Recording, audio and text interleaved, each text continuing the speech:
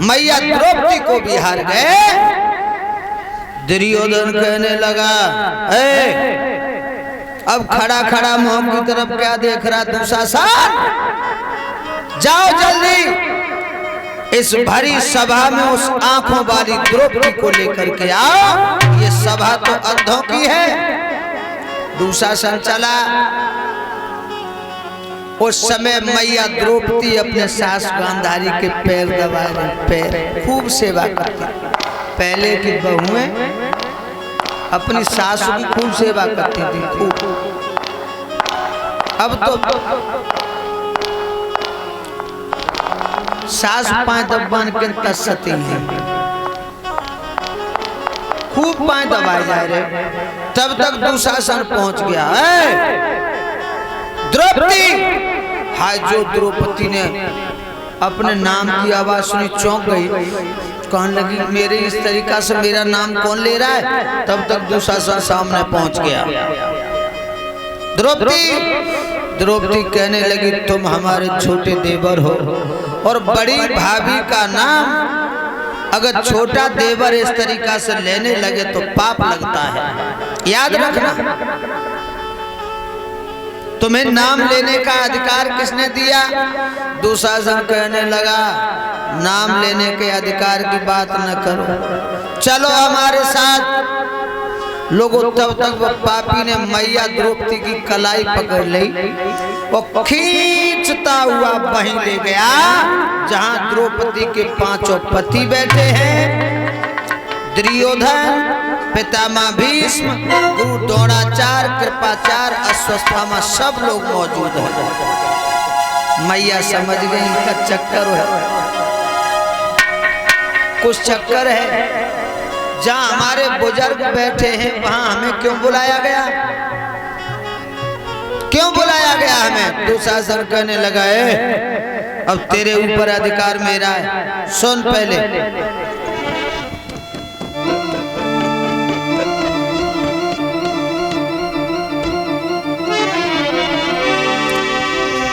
सुन द्रौपदी, एक दिन तूने हमसे अंधों का अंधा कहा था, तो ये सभा अंधों की है और हमें दिखाई नहीं देता। तेरे पांचों पति तुझे जुआ में हार गए। अब तू एक काम कर,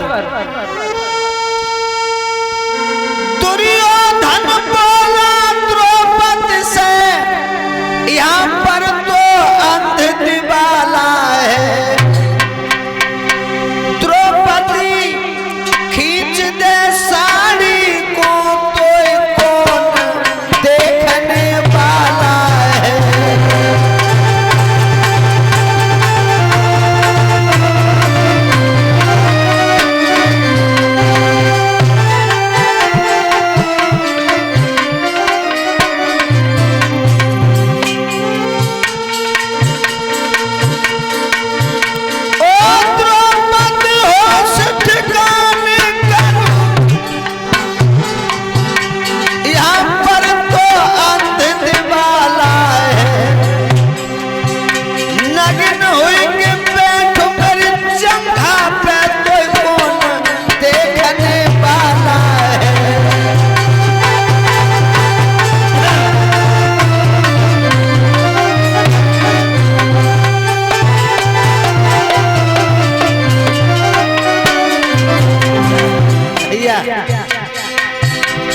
डगरूपन घटकी बहुत कठिन है, डगरूपन घटकी बहुत कठिन है, डगरूपन घटकी बहुत कठिन है, डगरूपन घटकी।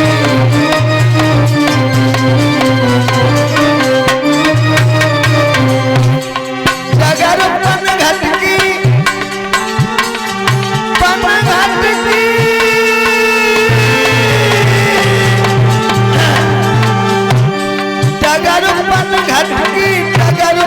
घटकी, हाय कैसे भर लाऊं मैं जमुना से मटकी, बहुत कठिन है, डगरूपन घटकी बहुत कठिन है।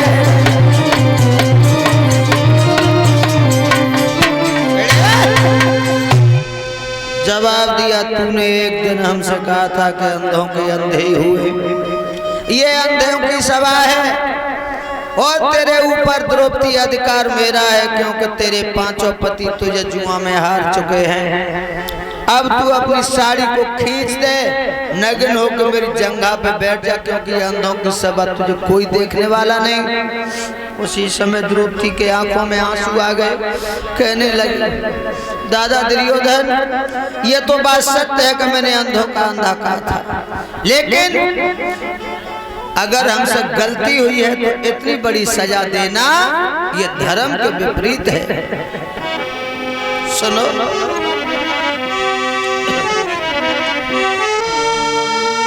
किसी गलती की सजा मिले ऐसा इंसाफ नहीं देखा, और आज तलक बिटिया को नंगी करते बाप नहीं देखा।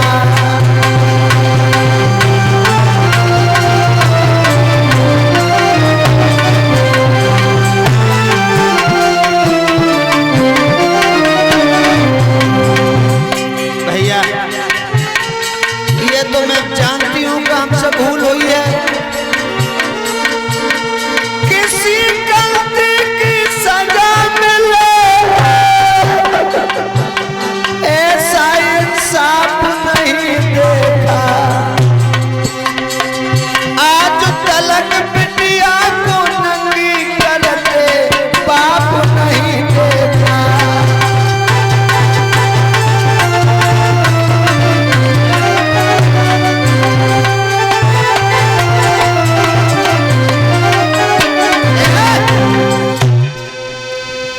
अगर हमसे भूल बनी है कोई बात नहीं, मैं माफी मांग लूंगी, लेकिन हमें इतनी भरी सभा में अपमानित करके दुर्योधन ये अच्छा नहीं कर रहे हो, और तुम हमें नंगा कैसे कर सकते हो? एक बात कहूं, बुरा न लगे तो सुनो, तुम हमें नंगा नहीं कर पाओ। क्यों? सुनो,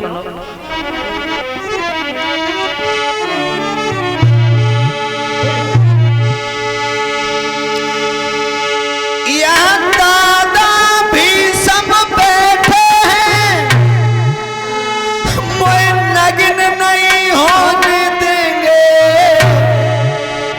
यहाँ पांच पति मेरे बैठे हैं, जेला जमेरी तो रख लेंगे।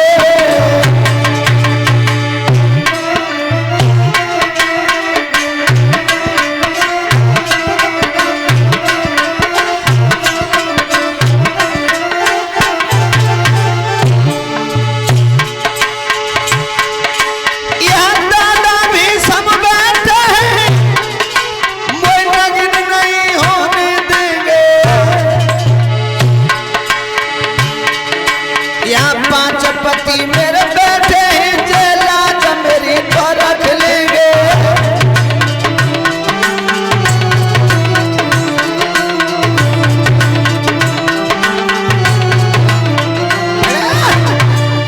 आप हमें नंगा नहीं कर सकते, क्योंकि यहाँ पर हमारे पितामह भीष्म बैठे हैं जो सबसे बड़े हैं, और इनके सामने तुम हमें नंगा नहीं कर सकते दुर्योधन।